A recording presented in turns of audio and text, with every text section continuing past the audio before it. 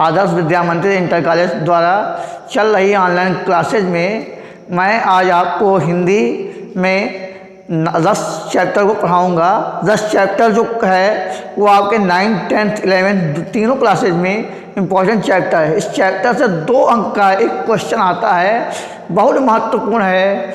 और आपको जानकारी हुई होगी कि इस वर्ष यूपी बोर्ड ने 30% सिलेबस को कम कर दिया है और नवीनतम सिलेबस जो आया है उस संशोधन के अनुसार विद्यार्थी अपनी तैयारी करें। मेरा नाम आशीष कुमार रस्तोगी, मैं आपको हिंदी विषय के बारे में बताऊंगा और आज 10 चैप्टर पर आपको लेकर के चलता हूं।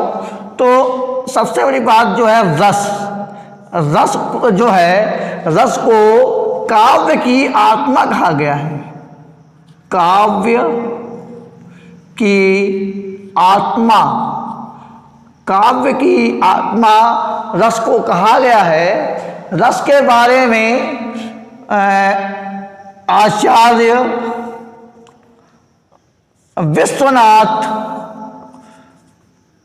विश्वनाथ ने साहित्य दर्पण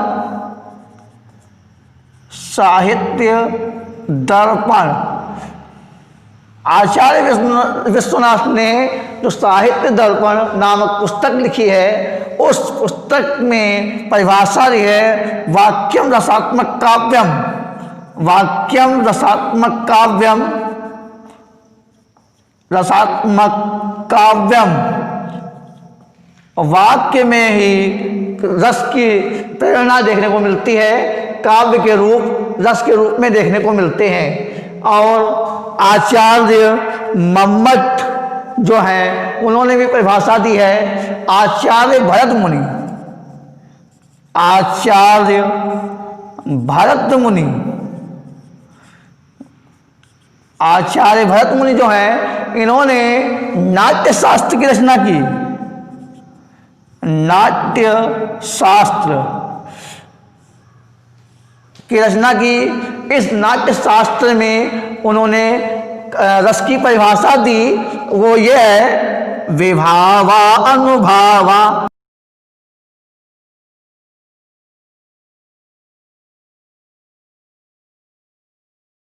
व्यभिचारी संयोगाद्र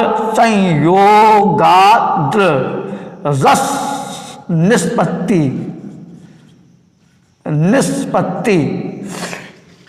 विभावा अनुभावा व्यभिचारी संयोगाद्र रस निष्पत्ति।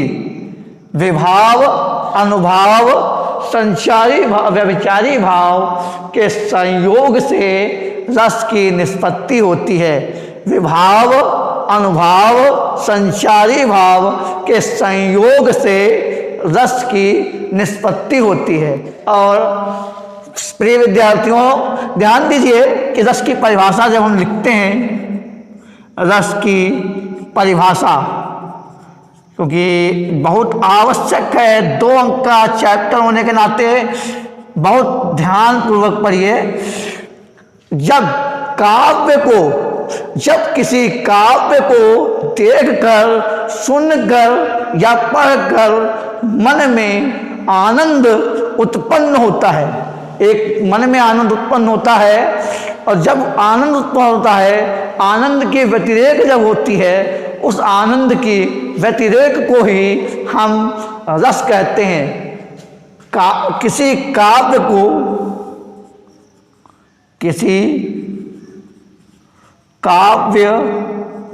को देखकर,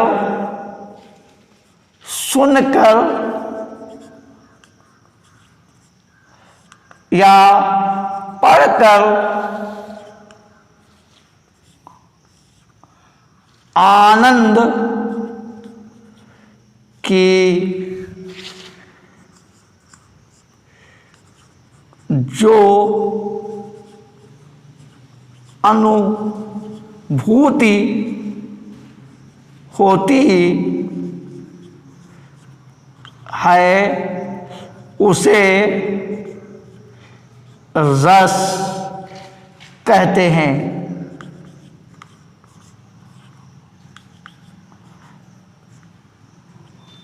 रस की परिभाषा जो है वो किसी काव्य को देखकर, सुनकर या पढ़कर जो आनंद की अनुभूति होती है उसे रस कहते हैं। ये आपकी परिभाषा हुई। अब हम बात आपसे करते हैं रस के जो प्रमुख अंग हैं। कभी कभी विद्यार्थियों से पूछ लिया जाता है रस में तत्व या अंग कौन कौन से हैं। रस के तत्व या अंग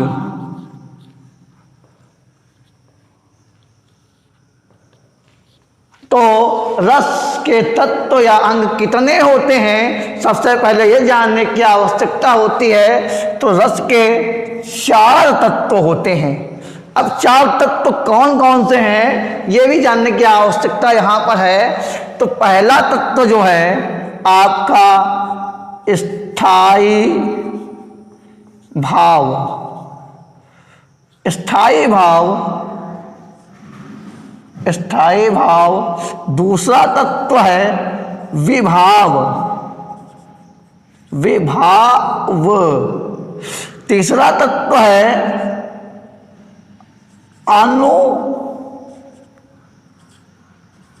अनुभाव। चौथा तत्व है संचारी भाव, संचारी भाव।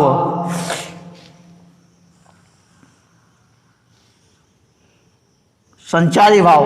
तो तत्व 4 होते हैं, स्थायी भाव, विभाव, अनुभाव, संचारी भाव। एक क्वेश्चन आता है रस के स्थायी भाव कितने होते हैं। तो विद्यार्थियों रस के स्थायी भाव 9 माने गए हैं। 9 माने गए हैं, इसीलिए रसों को नवरस, नवरस भी कहते हैं। नवरस, नवरस भी कहते हैं, इसीलिए स्थायी भावों की संख्या 9 ही मानी गई है। अब हम बात करते हैं स्थायी भाव की परिभाषा की।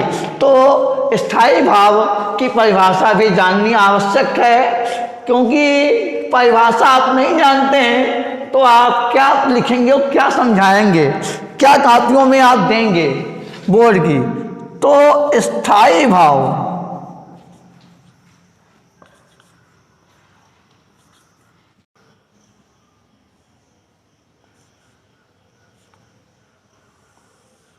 स्थायी भाव वे भाव जो मानव हृदय में स्वयं ही प्रस्फुटित होते हैं, या वे भाव जो मानव हृदय में स्वयं ही जाग जाते हैं, या वे भाव जो सोई हुई अवस्था में पड़े रहते हैं और अनुकूल समय आने पर प्रकट हो जाते हैं, उन्हें स्थायी भाव कहते हैं।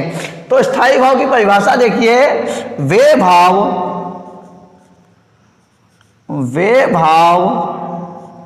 जो सुप्त अवस्था में, सुप्त अवस्था में, सुप्त अवस्था में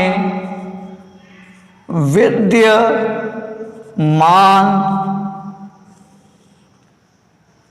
रहते हैं और उपयुक्त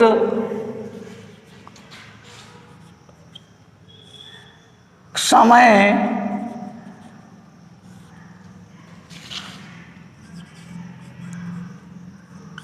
आने पर जागृत हो जाते हैं,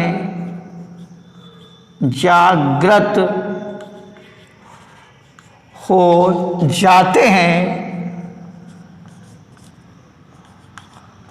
जाते हैं, उन्हें स्थायी भाव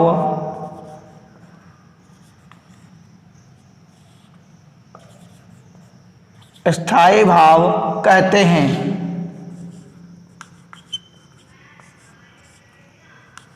स्थायी भाव कहते हैं। अब आपने परिभाषा देखी, वे भाव जो सुप्त अवस्था में विद्यमान रहते हैं और उपयुक्त समय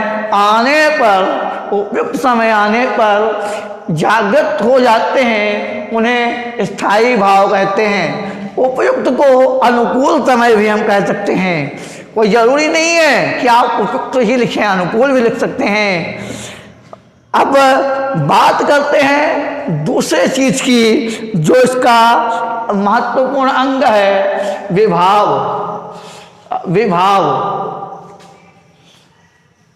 क्योंकि चारों तत्वों की जब जानकारी आपको होगी तो आप अच्छे से इसका एक्सप्लेनेशन कर देंगे। विभाव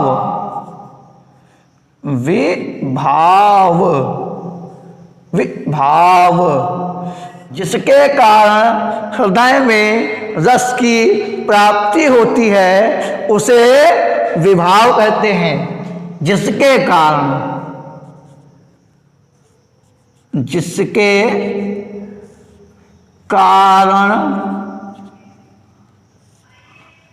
हृदय में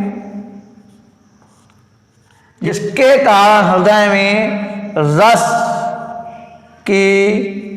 प्राप्ति होती है,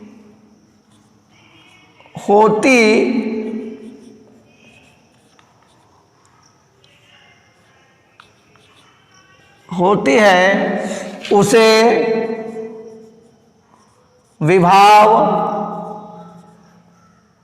विभाव कहते हैं।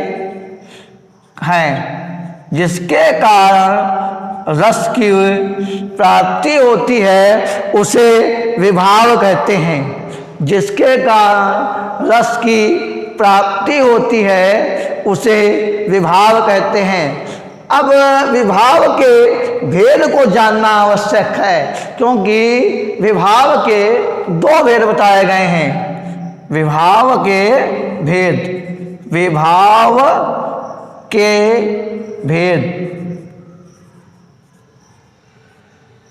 तो कितने बताए गए हैं? दो बताए गए हैं। कौन कौन से बताए गए हैं? आलंबन और उद्दीपन। नंबर 1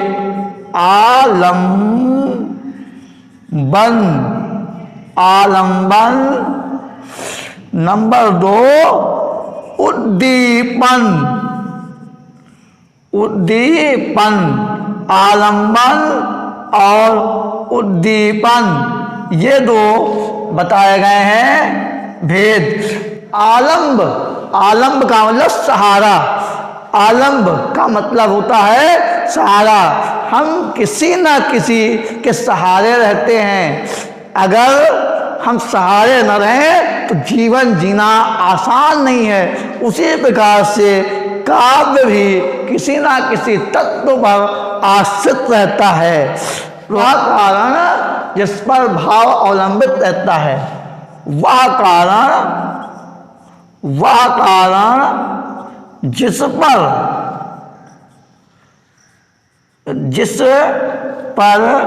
भाव अवलंबित रहता है, वह कारण जिस पर भाव अवलंबित रहता है, वह कारण जिस पर भाव अवलंबित रहता है, उसे आलंबन विभाव कहते हैं। उसे आलंबन विभाव कहते हैं। अवलंबित रहता है, उसे आलंबन विभाव कहते हैं। उसे आलंबन विभाव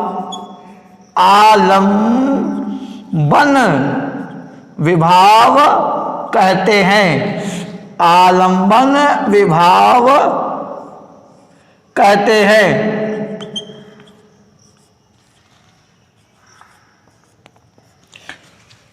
अब बात करते हैं उद्दीपन विभाव। आलंबन विभाव में दो चीजें आती हैं। आलंबन विभाव में दो चीजें आती हैं। आश्रय और विषय, आश्रय और विषय, ये दोनों चीजें आपके सिलेबस में नहीं है तो इनका जिक्र हम नहीं कर रहे हैं। आलंबन और विषय ये चैप्टर में तो हैं मगर आपके सिलेबस के कार्य नहीं है तो उसका जिक्र हम नहीं कर रहे हैं। अब बात करते हैं उद्दीपन की। तो उद्दीपन क्या है? उद्दीप्त होना या जागना या चेष्टा करना या चेष्टा का प्रकट होना, चेष्टा का प्रस्फुटित हो जाना, वही आलंबन अभी हम बता रहे परिभाषा क्या है उद्दीपन की। दीपन, उद्दीपन तो आलंबन द्वारा जो आलंबन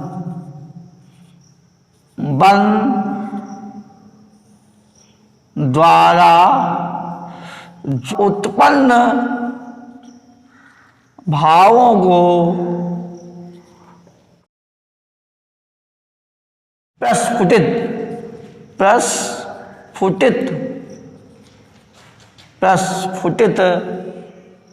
करता है, प्रस्फुटित करता है, उसे उद्दीपन विभाव कहते हैं। भाव कहते हैं। उस उद्दीपन विभाव कहते हैं। अब बात करते हैं तीसरे चीज की जो अभी मैंने आपके सामने लिखा था, अनुभाव। अनुभाव, अनुभाव स्थायी भाव के, स्थायी भाव के जागृत होने पर, जागृत होने पर, स्थायी भाव के जागृत होने पर, जागृत होने पर आश्रय की चेष्टाओं को, आश्रय की चेष्टाओं को, चेष्टाओं को अनुभाव, अनुभाव कहते हैं।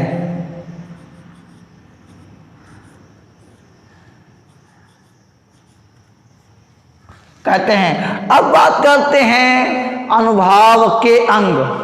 अनुभाव के अंग, अनुभाव के अंग जो हैं 8 होते हैं। अनुभाव के अंग 8 होते हैं।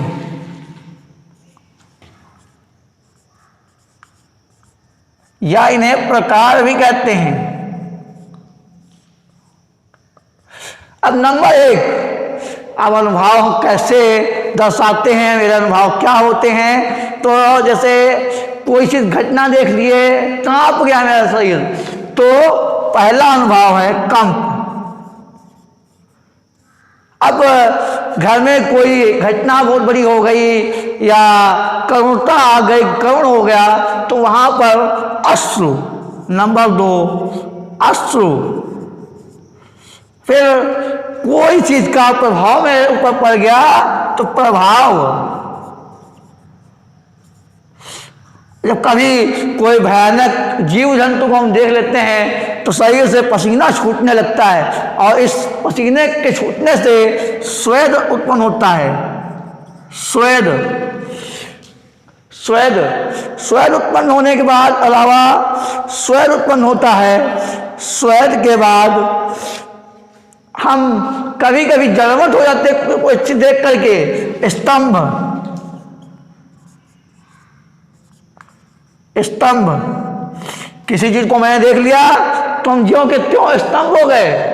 और कभी कभी कहीं कहीं किसी बात के लिए बोलने के लिए मेरी आवाज़ नहीं निकलती है, तो वहाँ पर मेरा हो जाता है स्वर भंग।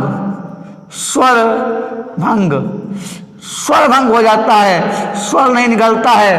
और कहीं कहीं हम रोमांच में होते हैं, बहुत अच्छे से उसमें रोमांच कर रहे होते हैं और आनंद ले रहे होते हैं रोमांच का, तो रोमांच उत्पन्न हो जाता है।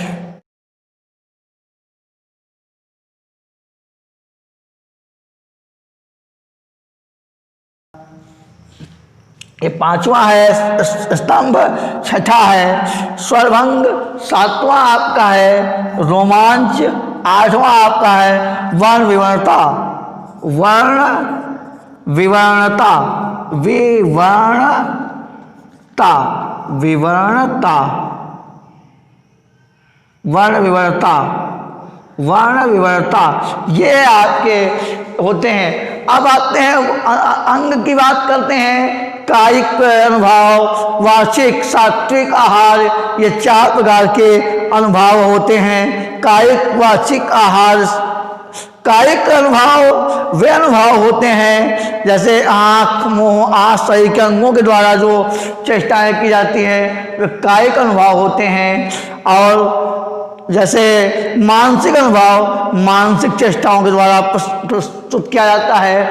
और आहार्य, इसमें वेशभूषा से जो भाव प्रकट होते हैं उन्हें आहार्य कहते हैं। और सात्विक, शरीर के तत्व से जो निकलता है वे सात्विक होते हैं। और अब हम बात करते हैं सबसे इम्पोर्टेंट और सबसे लास्ट चीज़ जो है इसकी, वो है संचारी भाव। संचारी भावों को लेकर के एक चीज़ मन में बनी रहती है कहीं ना कहीं मन में हमारे या आपके, कि संचारी भाव क्या है, संचारी भाव कितने प्रकार के होते हैं, संचारी भाव कितने होते हैं, कौन कौन से होते हैं, तो इन चीज़ों को भी जानना आवश्यक है। संचारी भाव, संचारी भाव, संचारी भाव जो है, संचारी भावों की संख्या 33 होती है।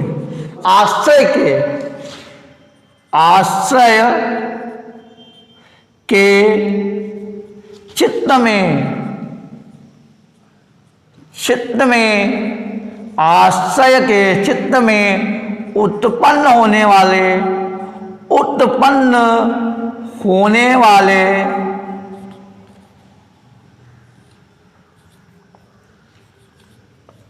मनोविकारों को,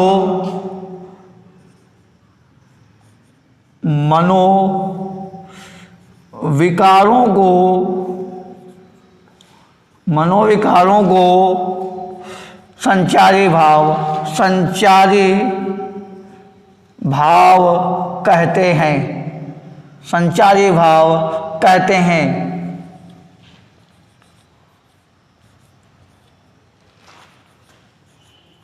कभी कभी पेपर्स में पूछ लिया जाता है व्यभिचारी भाव क्या हैं, तब विद्यार्थी कंफ्यूज हो जाते हैं, कहते हैं ये चीज़ मुझे नहीं पढ़ाई गई या ये चीज़ मुझे नहीं बताई गई। वह संचारी भाव का ही दूसरा नाम व्यभिचारी भाव है।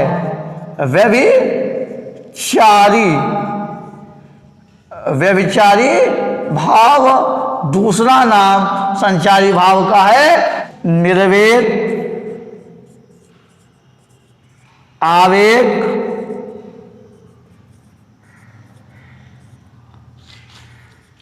दैन्य, श्रम मद जड़ता, श्रम मद जड़ता, श्रम मद जड़ता, निर्वेद, आवेग, दैन्य, श्रम मद जड़ता, उग्रता, उग्रता, मोह, विरोध, विरोध, स्वप्न, अपस्मार, गर्व,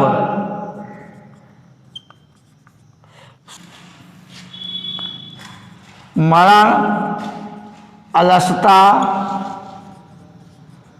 अलसता, अमर्ष, अमर्ष, निद्रा, उन्माद, निद्रा, उन्माद, शंका, निद्रा, उन्माद, शंका, मति व्याधि, स्मृति मति व्याधि, स्मृति मति व्याधि, स्मृति मति व्याधि। तो देखिए 15 के बाद 16, 17, 18, 19, 20, 21, संत्रास, लज्जा, हर्ष, संत्रास, लज्जा, हर्ष, असूया, विवाद,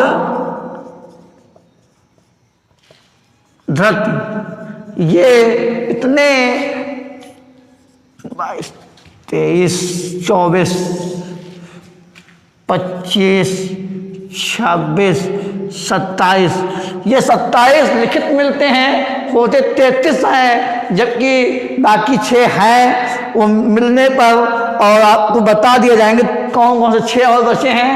ये आप इतने स्थायी भाव, संचारी भाव देख सकते हैं और पढ़ सकते हैं। संचारी, और ये नहीं पूछा जाएगा कि कौन कौन से होते हैं, बस ये पूछा जा सकता है कितने होते हैं, बाकी नहीं पूछा जाता कहीं सिलेबस में।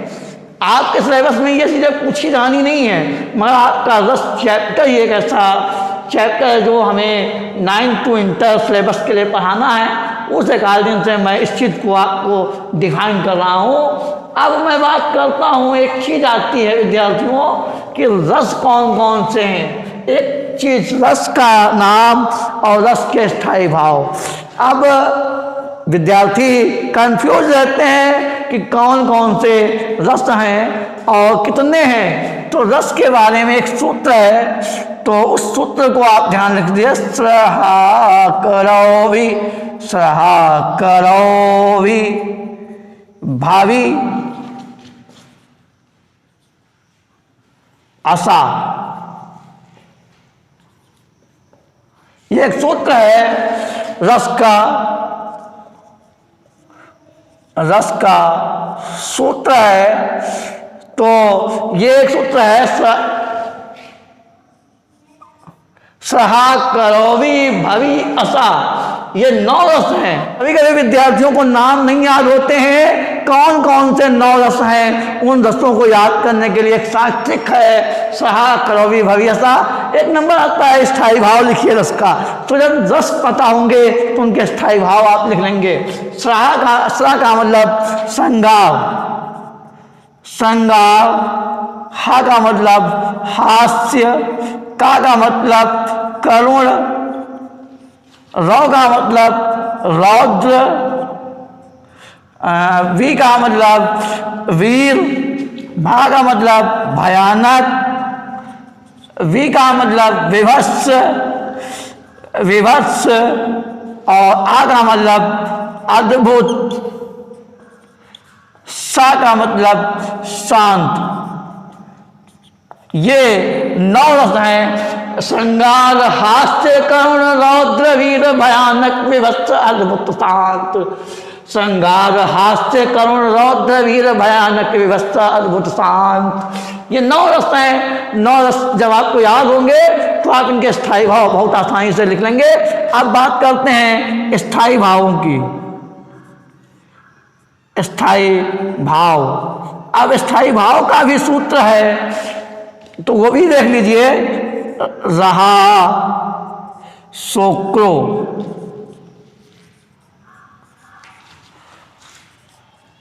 उभाजु, वी, सायानी। क्योंकि कहीं कहीं सम लिखते हैं, कहीं कहीं निर्वेद लिखते हैं। बात करते हैं स्थायी भाव की। र का मतलब रति, हा का मतलब हास, शो का मतलब शोक, क्रो का मतलब क्रोध, ओ का मतलब उत्साह, भा का मतलब भय, जु का मतलब जुगुप्सा, वी का मतलब विस्मय, सा का यानी का मतलब सम या निर्वेद,